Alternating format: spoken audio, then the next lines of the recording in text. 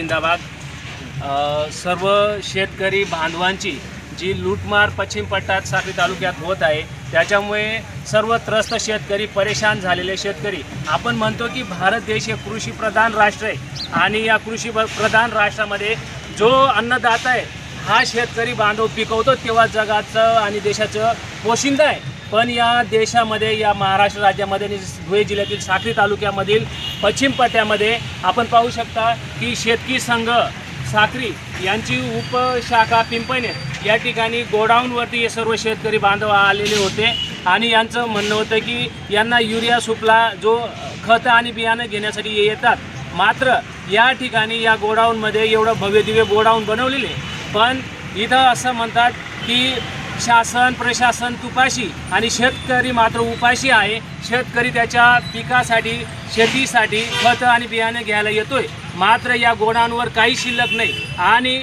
शिल्लक ह्या दिलीप दादा जेव्हा आले शनिवारी तर त्यांनी बघितलं इथं 400-500 गोण्या होत्या युरियाच्या। यांना सांगितलं की सोमवारच्या दिवशी या। सोमवारी या जेव्हा आले शेतकऱ्यांसोबत तर इथं एकही बॅग नव्हती, सर्व काळा बाजार चाललेले, खतांचं 2 नंबरमध्ये विक्री होते आणि शेतकऱ्याला मात्र त्याला हक्काचं मिळत नाही, म्हणून हे सर्व परेशान झालेले आहेत। आणि आज जेव्हा अधिकाऱ्यांना बोलवण्यात आलं, अधिकाऱ्यांनी जेव्हा यांचं दप्तर चेक केलं तर स्टॉक रजिस्टर जे असतं ते एकदम फाटकं तुटकं आहे, त्याच्यात दिनांक नाही, तारीख नाही, कुठल्या तारखेला यांच्याकडे कुठला स्टॉक आला आणि कोणाला दिला गेला याचं सुद्धा यांच्याकडे प्रूफ नाही। यांचे शेतकी संघाचे चेअरमन सोबत शेतकऱ्यांनी फोन दूरध्वनीद्वारे जेव्हा बोलले तर त्यांनी सांगितलं की इथं जे थंबचं जे मशीन आहे, थंबचं मशीन इथं नसल्यामुळे या गोडाऊनला जो येणारा माल होता तो माल साक्रीच्या गोडाऊनला उतरवला गेला आणि आता इथल्या पश्चिम पट्ट्यातील आदिवासी आणि सर्व जाती धर्मातील शेतकऱ्यांना इथं युरिया सुफला किंवा कुठल्याही खत बियाणं मिळत नाही, म्हणून परेशान झालेला शेतकरी। म्हणून या व्हिडिओच्या माध्यमातून मी शासन प्रशासनला आणि राज्यकर्त्यांना आवाहन करतो की लवकरात लवकर सीझन जाण्याच्या आधी इथं तो थंबचं मशीन आली पाहिजे, इथं भरपूर असा स्टॉक आला पाहिजे आणि शेतकरी राजाला न्याय मिळाला पाहिजे।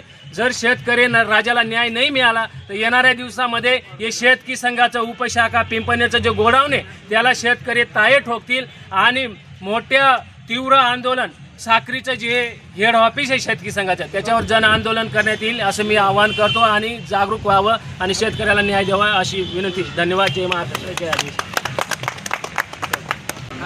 नमस्कार, जय हिंद, जय जोहार। मी दिलीप चर्मन मावशी, मोहाना पंचायत सदस्य कार्यकर्ता। तरी पण मी इथं पिंपळनेरला गोडाऊनला शेतकी संघामध्ये खत घ्यायला आलो होतो शनिवारच्या दिवशी। तर यांनी मला सोमवारी सांगून दिले, परंतु आम्ही सोमवारी 10 लोक आले होते इथं आणि परत आज बुधवारी आज खत 9 नोव्हेंबर आलं तर काय झालं, सोमवारी आलो खत आम्हाला भेटले नाही। तर आम्ही ते साहेबांना फोन केले, सर आले आणि आम्हाला एक खत करून की आम्हाला सांगून दिले की खत घ्यायला या तुम्ही, आणि परत आम्हाला इथं खत भेटतात। तर आम्ही सर्व शेतकरी आम्ही फोन वापस केलो, खत ते 500-600 गोण्या सोमवारच्या दिवशी आमच्यासारखे खत गायब झाला, 600 गोण्या होत्या, तर ते गोण्या आम्हाला भेटल्या आणि ते गोण्या इथून खाऊन गेले, 2 नंबरमध्ये ते इथून खाऊन गेले। आणि काय अडचण सांगतात ते? अडचण आम्हाला रोज यायला आम्हाला रोज काही लोकांना घेऊन आम्ही शेतीचा दिवस आहे, आता शेती करायचं तर आम्ही रिकामं कामं करू करायचं। तर हे दादा खत नाही मिळालं, खत नाही मिळाली तर मग आम्ही इथं गोडाऊन इथं आम्ही स्टॉक बंद करू, शेतकी संघ शाखेचे आम्ही सर्व बंद करू।